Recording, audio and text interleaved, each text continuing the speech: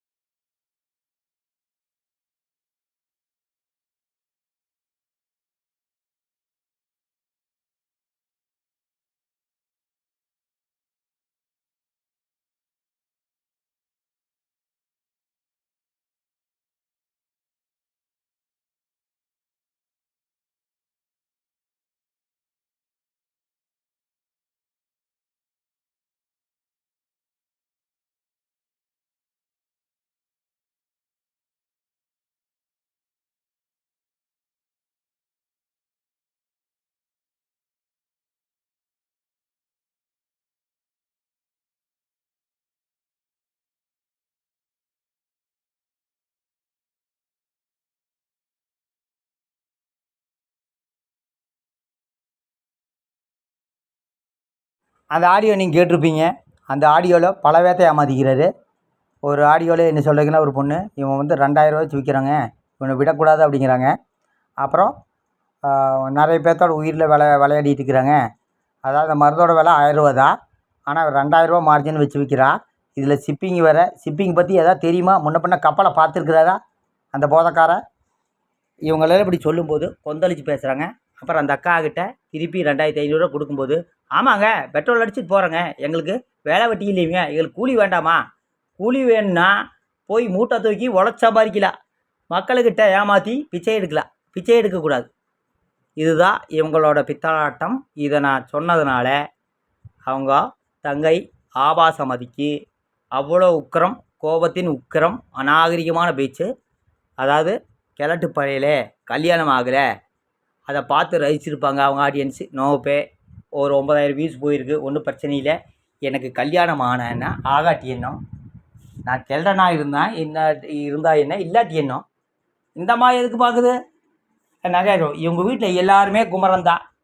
இவங்க பெரியப்பா குமரன், இவங்க அப்பா குமரன், இவங்க வீட்டுக்காரும் குமரன். ஓகே, அந்த குமரனாகவே இருந்துட்டு போங்க. எல்லோரும் ஒரு நாள் கிழவனாகத்தான் செய்கிறாங்க.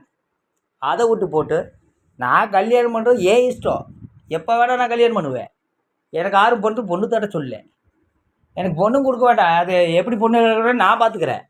அதை வந்து உங்கள் வீட்டில் ஒரு ஏமாற்றுக்காரன் மோசடிக்காரன் இருக்கானோ அவனை மாதிரி தட்டு ஒட்டாட்டிக்காரன் கிடையாது. பண்ணுனா ஒரு கல்யாணம் பண்ணுவேன், 2 கல்யாணமும் பண்ண மாட்டேன்.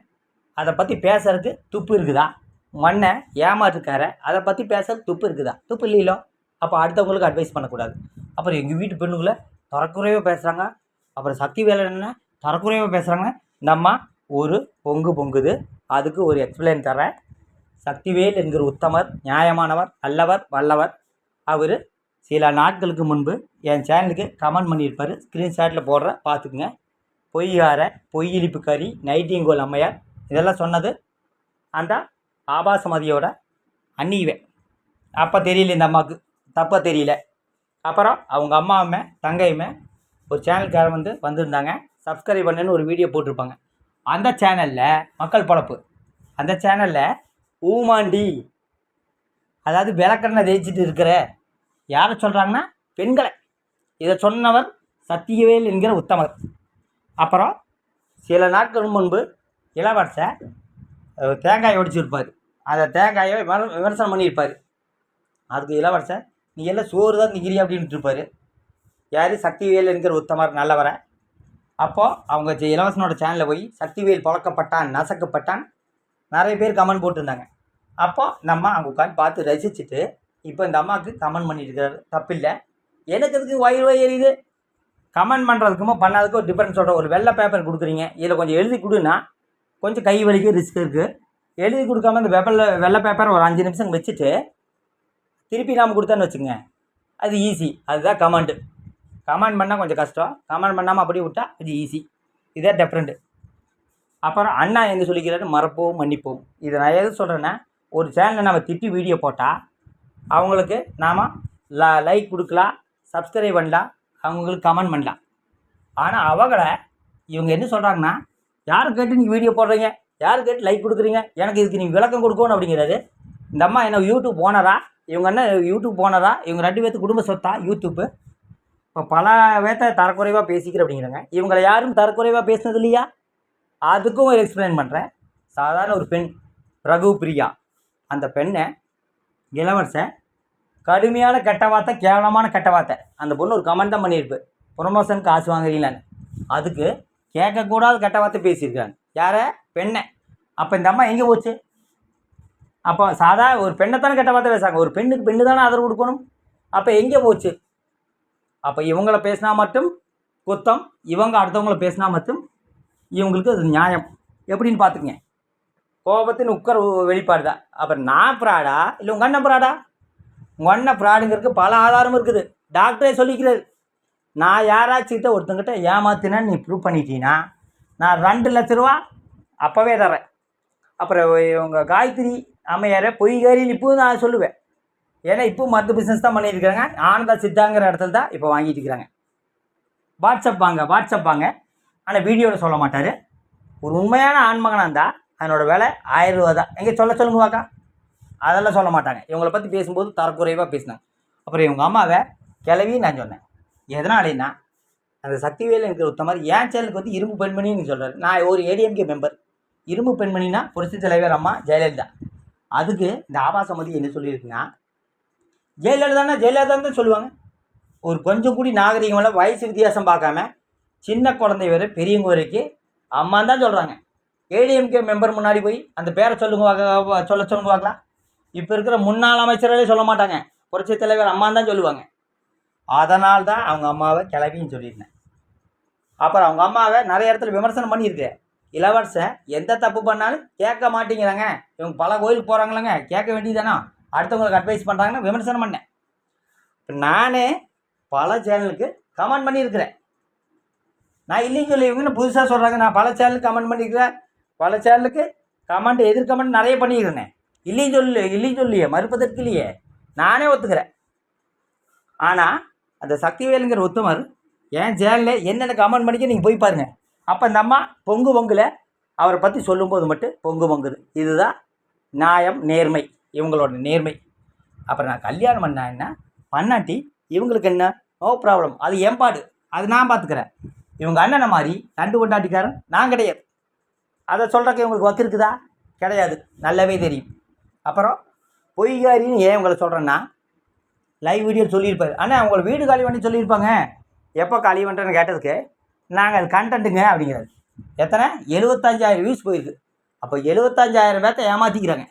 அப்புறம் இவங்களை பொய்காரி ஏமாற்றுக்காரன்னு சொல்லாமல் என்ன சொல்கிறது? வலைதளம் இவங்க வீட்டு குடும்ப சொத்தாட்டுக்குது. அப்புறம் 1 வருஷத்துக்கு முன்னாடி யாவாசமதி ஒரு டீச்சரை குழப்பூர் வாடி போடின்ட்டு ஒரு வீடியோ போட்டிருக்கு. அப்போது இவங்க என்ன வேணால் அடுத்தவங்கள பேசலாம், இவங்கள யாரும் பேசக்கூடாது. அப்புறம் பண்ணாரி மாரியம் கோயிலுக்கு வந்தால் அடிப்பா அப்படின்னு சொல்லிக்கிறாரு. அதை கேட்டு சிரிக்கிறாங்க. நான் காலையில் டீ சாப்பிடும்போது இப்போவே போகலாமான்னு கேட்குறாங்க. பண்ணாரி மாரியம் கோயிலுக்கு வர்றேன், விஐபி தரிசனத்தில் வர்றேன், மாலையோடு வெளியே வர்றேன், அப்போ வந்து நிற்கிறேன், வீடியோ போடுறேன், தாராளமாக வரலாம், அப்போ எதிர்கொள்ளலாம். அது விட்டு போட்டு குழப்பலூர் வா, பண்ணாரி வா, அங்கே வா, இங்கே வா, எவ்வளோ ரவுடிசன் அண்ணன் தங்கச்சி, எவ்வளோ ரவுடிசன். நான் மட்டும் இவங்கள பேசுகிறீங்க. லீகல் வாய்ஸ்னு ஒரு சேனல் பேசியிருக்கு, சிறி கழுகுன்னு ஒரு சேனல் பேசியிருக்குது, சைலண்ட்னு ஒரு சேனல் பேசியிருக்குது, பல சேனல் இவங்களை பேசியிருக்குது. பல யூடியூப் லிங்க்கு நான் கொடுக்குறேன். யூடியூப்பு சோசியல் மீடியா என்னென்ன இருக்குது, யார் யார் எப்படி பேசுகிறாங்க அப்படின்னு போய் பாருங்கள். பேட்டா டிவின்னு ஒரு சேனலோட லிங்க்கு கொடுக்குறேன். அதில் கீழே கமெண்ட்டு எப்படியெல்லாம் பண்ணுறாங்கன்னு போய் பாருங்கள். சோசியல் மீடியான்னு உங்களுக்கு ஒரு மண்ணும் தெரியாது. இவங்க 2 குடும்ப சேனல் பார்க்குறவங்களுக்கு அடுத்த சேனல் பார்க்க தோணாது. அப்புறம் ப்ளூ சட்டை மாறன்னு ஒருத்தர் இருக்குது, சினிமா விமர்சனம் பண்ணியிருப்பார். அவரோட சேனலில் போய் எந்த மாதிரி கமெண்டெல்லாம் கீழே போடுறாங்கன்னு போய் பார்க்க சொல்லுங்கள். கண்ணை திறந்து இவங்கள பேசினா மட்டும் குத்தம். பொதுவாக நம்ம ஸ்கூலில் 2 குழந்தைங்க படிக்குதுன்னா நாம் வந்து இப்படி கெட்ட வார்த்தை வீசி வீடியோ போடுறோம். அவங்க அந்த ஸ்கூலில் யாரோ டீச்சரோ வாத்தியாரோ பார்த்தா அந்த குழந்தைகளோட மூஞ்சி தான் புண்படும். அந்த நாகரிகம் கூடி இவங்களுக்கு எந்த காலத்திலுமே எந்த ஜென்மத்தையும் இருக்காது. அது விட்டு போட்டு நான் எந்த இடத்துலையுமே யாரையுமே ஒரு இடத்துலையும் கூட கெட்ட வார்த்தை பேசினதில்லை. ஆனால் அந்த போதக்கார இளவரசர் பல இடத்துல பேசியிருப்பார்.